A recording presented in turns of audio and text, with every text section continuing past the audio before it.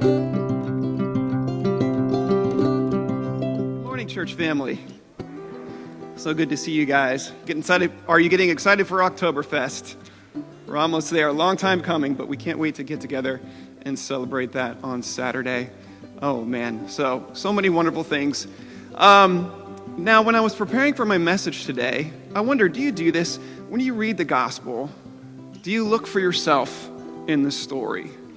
Do you look where you can relate the people, the story? Do you find yourself there? I hope you learn something about God, but I also hope that when you do this, you learn something about yourself. So as I was reading the gospel for this morning, I was having a hard time relating. I was having a hard time finding myself in the story. After all, this story has to do with Bartimaeus, and the two prominent things that we learn from the text are that Bartimaeus is blind and he is a beggar. Now, I'm nearsighted and I do need to wear glasses, but I'm very thankful to say I'm not blind. And although I've never been rich, I've never gone in need, so I haven't had to beg. So the story became difficult for me to relate to. That is until Saturday, when I attended Gary Owen's funeral. And it's wonderful to see the community always comes together so faithfully when we lose a brother or sister, that we gather to honor them, to remember them. We mourn the loss and we feel the loss, but the other thing that happens at that service is that we hear the good news. And so I started to realize that this gospel text was less about being blind and more about loss and then hearing the good news.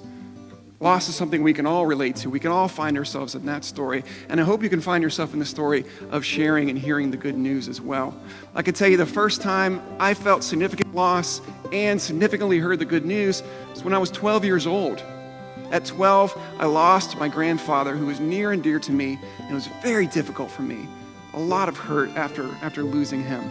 And in that time, my family moved houses, and I had to go to a new school, so I lost my friends, and I didn't know anybody else at this new school. It's really challenging for me. A lot of loss that I was feeling at that time. That is until I met a man who would become my new friend. His name was John. And he introduced himself to me and he said, "Hey, I liked your shoes." I don't really think my shoes were all that special or likable. What I think he was trying to do was share a little good news with me, to break the ice and befriend me. And sharing the good news he would, because John would eventually invite me to his youth group and invite me to his church. And there I would hear the good news like I'd never heard it before, in a time of loss when I needed to hear it the most. And that changed me, that transformed me, that healed me. So back to our story of Bartimaeus, the blind beggar who was sitting by the roadside. When he heard that it was Jesus of Nazareth coming by, he began to shout out and say, "Jesus, Son of David, have mercy on me." Now Bartimaeus, blind, a beggar, had a lot of loss that he was dealing with. Certainly his loss of sight, probably the loss of the ability to work, maybe loss of opportunity, loss of relationships. Who knows how many losses he was suffering from. But the one thing he didn't lose was his faith.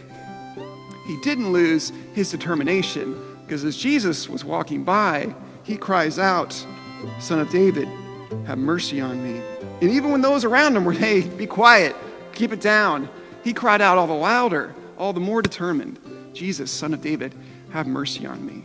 And when we do that, this beautiful example, where I hope we find ourselves in that story, is that no matter what loss we're dealing with, no matter what challenges, no matter what hardships, Jesus is near. He's walking among us. Cry out to him.